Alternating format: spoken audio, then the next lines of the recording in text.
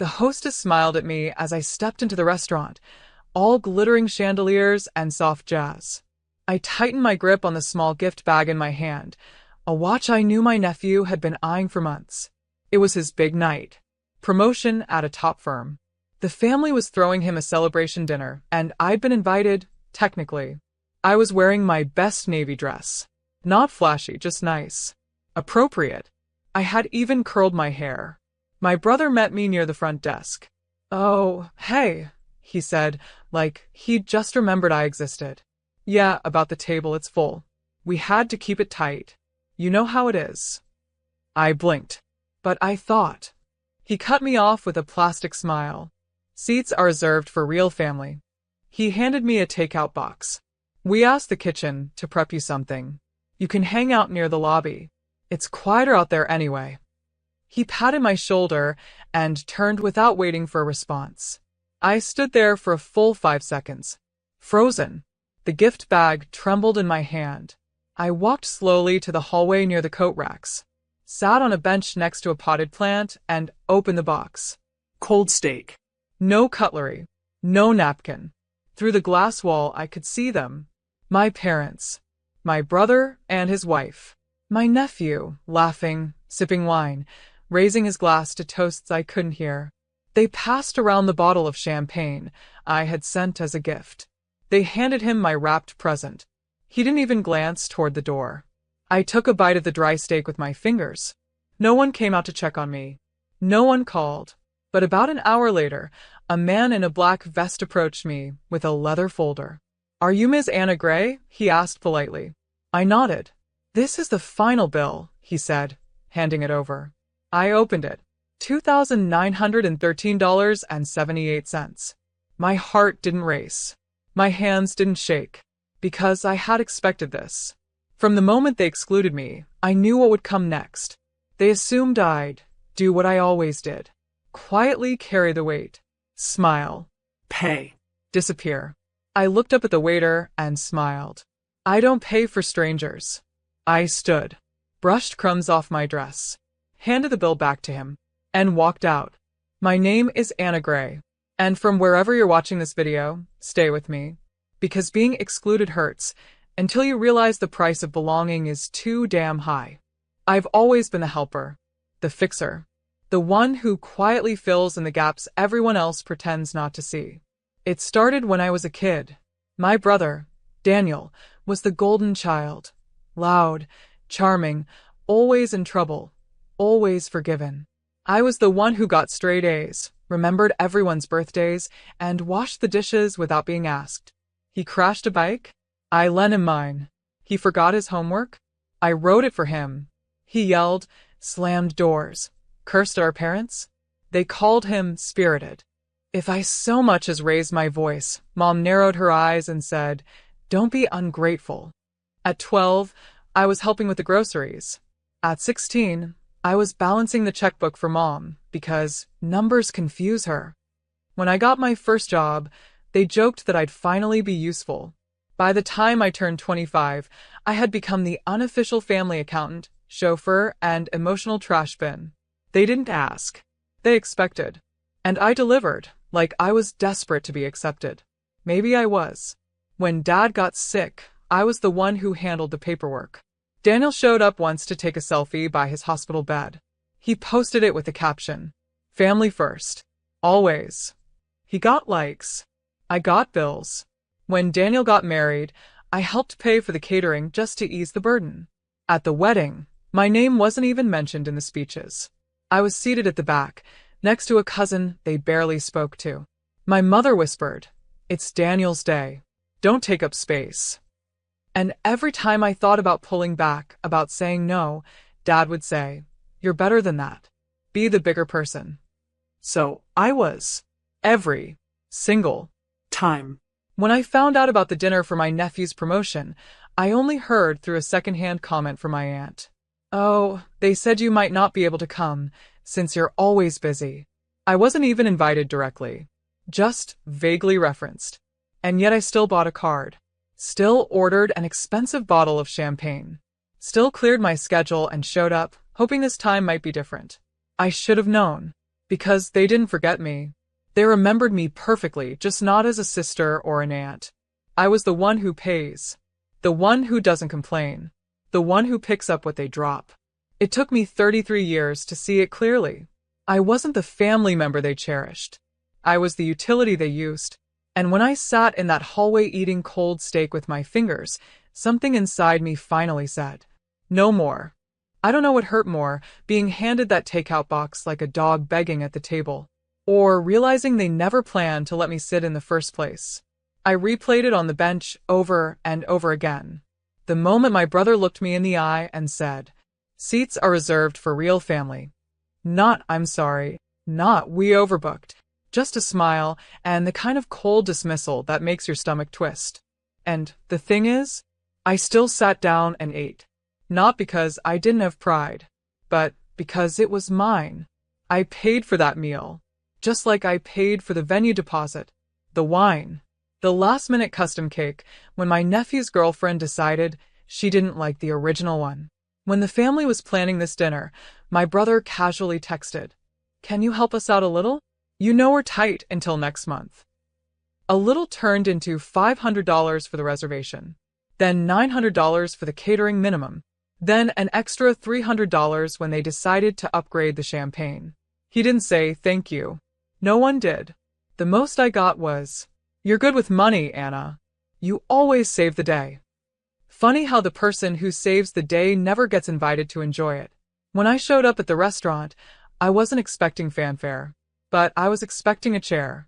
Instead, I got a box and a bench. Through the frosted glass divider, I watched them cling glasses. My mother beamed at my nephew like he'd cured cancer. My father raised a toast. To legacy. To family. They used those words like confetti. Pretty. Empty. Discarded. At one point, I saw them pass around the bottle I brought. They laughed harder with each pour. And when they opened my gift, yes, the one I handpicked and wrapped, they acted like it was from them. My name wasn't mentioned. Not once. They used my money, my effort, my presence, and erased me. It would have been easy to cry, but I didn't. Because somewhere between the first bite of cold steak and the sound of my own heartbeat in that silent hallway, something inside me clicked. Not anger. Not even sadness. Clarity. They hadn't just excluded me. They expected me to still pick up the tab. They assumed that no matter how invisible they made me feel, I would still pay to belong. But this time, I was done being generous to people who couldn't even make space for me at a table I paid for. The thing about being the one who always pays is, people stop seeing you as a person. You become a card swipe, a background act, a resource. But I'd learned something over the years, buried deep between the guilt trips and gaslighting. Power doesn't always shout. Sometimes, it signs paperwork quietly. 3 weeks before the dinner, when my brother texted asking for a little help, I said sure. But I made a private call to the restaurant myself. The reservation? I put it under my name. The card on file? Mine. But I also gave them very specific instructions. Charge only the items ordered under my name. Do not include other tables, even if the group insists. And at the end of the night, please bring the final bill to me. The manager paused. Are you sure? I smiled, though he couldn't see it. Very. It wasn't revenge, not yet. It was preparation. Because I knew them. I knew the family that used real family as a weapon. I knew they'd seat me outside like an afterthought, but still expect me to pick up the cost of their feast. They always did. So I let them. I let them plan the party. I let them drink the champagne I paid for. I let them order appetizers, main courses, bottles of wine, and a cake with gold leaf frosting, all while pretending I didn't exist. They wanted me invisible? Fine. But they forgot that invisible doesn't mean powerless. They assumed I was just the same Anna I'd always been.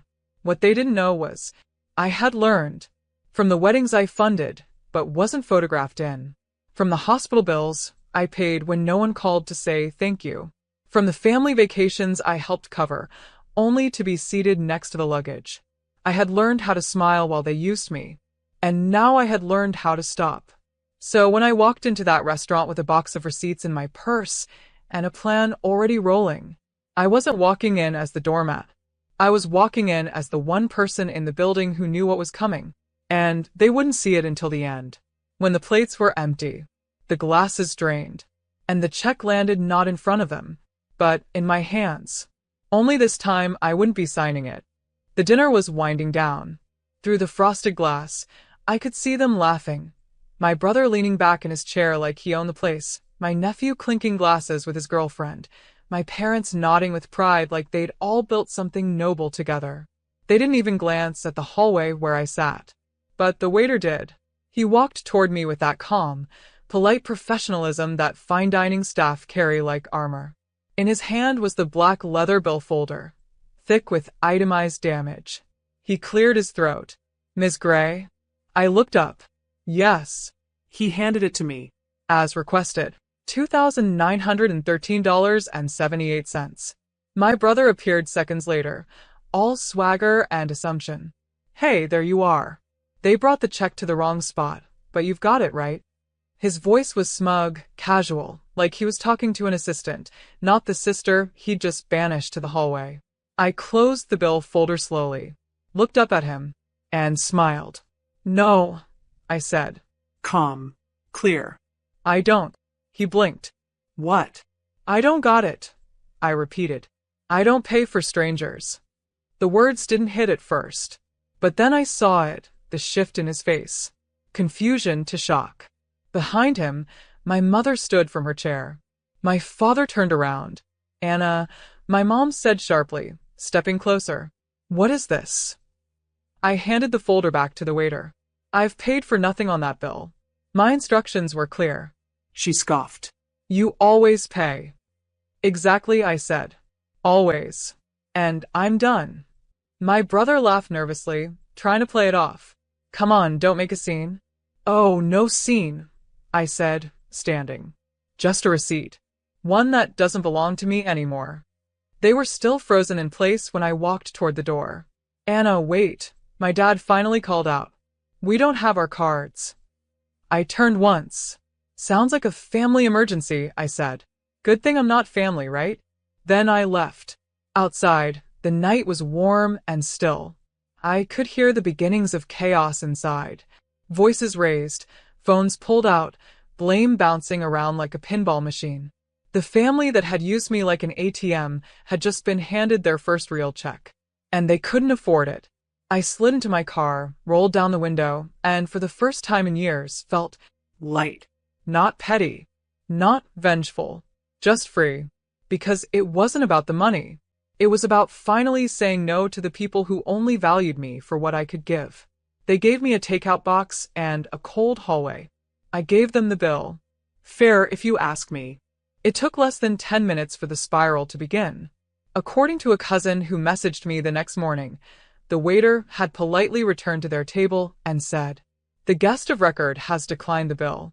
Will someone else be covering the total tonight?" There was a pause, then panic. My brother blustered first. "There must be some mistake. My sister always handles this." The waiter stood firm. She requested to be excluded from the final tab and confirmed it in writing 3 weeks ago. My mother hissed, "She's bluffing. She wouldn't humiliate us like this." But I had. And I wasn't bluffing. They all froze, realizing no one brought a wallet. Why would they? When Anna pays. My nephew's girlfriend awkwardly pulled out her phone. I can Venmo my dad." Guests began whispering.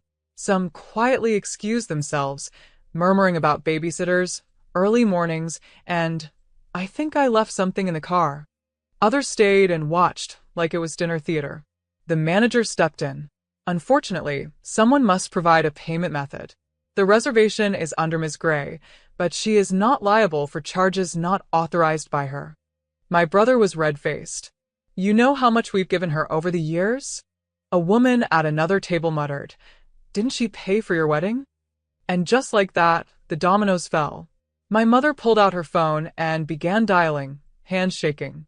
My dad just sat there, quiet as usual, looking like he was finally realizing the silence he used to escape conflict had let the foundation rot. In the end, they split the bill across 4 different cards. The restaurant manager made them calculate it tableside. No grace. No excuses. They left no tip. And no dignity. Meanwhile, I was home, candles lit, bath running, phone on silent. When I finally turned it back on the next morning, there were 7 missed calls from my mother, 2 voicemails from my brother, and a text from my father that simply read, "You didn't have to do that." I stared at it, then laughed. Because yes, I did. I had to do that. Because no matter how much I paid, how much I gave, how small I made myself to fit into a space they never offered, I was never going to be seen, never going to be respected, never going to be more than the wallet in the hallway. So I stopped trying. And as they sat stewing in their own entitlement, desperate to explain what happened without admitting why, I had already moved on. They threw me out of the celebration. I handed them the cost. And for the first time in my life, I didn't feel guilty. The thing about cutting people off, especially family, is that it doesn't happen all at once. It starts in pieces. A conversation you don't return. A group chat you silently leave. An event you hear about but don't attend. After the dinner debacle, I didn't send a dramatic message. I didn't explain or defend. I simply withdrew. No more birthday cards. No more, "Can you just help us this once?" No more transfers labeled emergency from people who were never in mine. And the silence that followed? It wasn't punishment. It was peace. I paid off my credit cards. All of them. The money I would have spent on their dinners, gifts, and guilt-fueled obligations, I used it to renovate my small kitchen. I bought myself a new car, one that didn't shake every time I braked. I joined a local business group and eventually launched something that had lived in the back of my mind for years. A mentorship platform for women learning to say no. It was called Boundary Bank, protecting your energy and your earnings. Every week, I'd get emails from women who sounded just like me. Tired. Drained. Holding 100 broken relationships together with their own wallet and willpower. One woman wrote, "I've paid rent for my sister for 4 years. I can't say no. She says it's just what family does." I replied with a single sentence. Family that drains you isn't family, it's a debt. We had hundreds of sign-ups within 3 months. Apparently, I wasn't the only one who had been paying for inclusion. Then one day, I received a message from my cousin Leah. She had always been quiet at family events, but she'd seen everything. Her message simply said, "What you did. Legendary." It made me question everyone I've been letting eat off my plate. I smiled, not out of pride, but relief. I hadn't burned a bridge. I had walked off a pier they never let me stand on in the first place. And without that weight, I could finally build something real.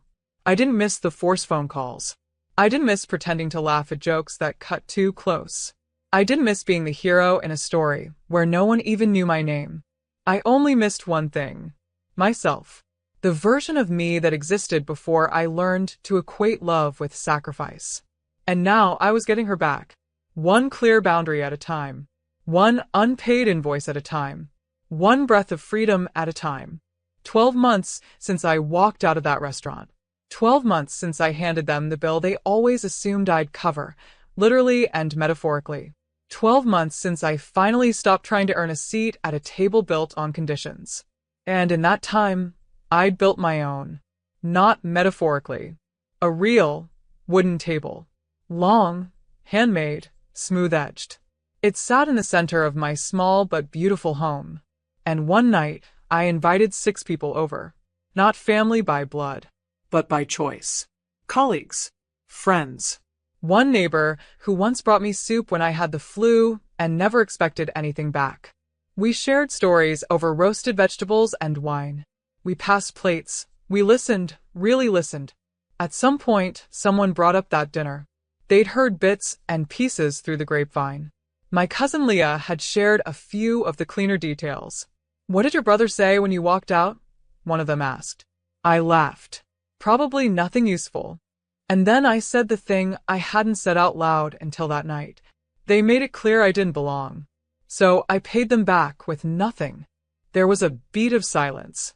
Then smiles. Not smug ones, soft, knowing ones. Because they understood. They had been there, too. Excluded. Dismissed. Expected to give more than they were ever offered. And now we were all here, sitting at a table that didn't cost us our self-worth. Later that night, after everyone had gone and the dishes were stacked neatly by the sink, I sat at the head of the table with a cup of tea and looked around. No gold-trimmed dinnerware. No champagne tower. No cold steak in a box. Just warmth. Peace. And presence. My phone buzzed on the counter. A text from an unknown number. Mom wants to know if you'll be coming to your nephew's graduation dinner next month. She says it's time to let things go. I didn't respond. Didn't even flinch. I turned the phone face down and took another sip of tea. Because here's the truth. They never actually asked me to let things go. They asked me to go back. To the same seat in the hallway. To the same role they could abuse quietly. But I wasn't going back. I had finally learned who I was without their receipts. And I liked her. The one who didn't pay for validation. The one who said no without guilt. The one who sat at a table surrounded by real love, earned, mutual, and free. Because in the end, they reserved seats for real family. So I built a new table and invited only the ones who saw me as I am, not what I could give. Turns out the best seat at the table is the one I gave myself.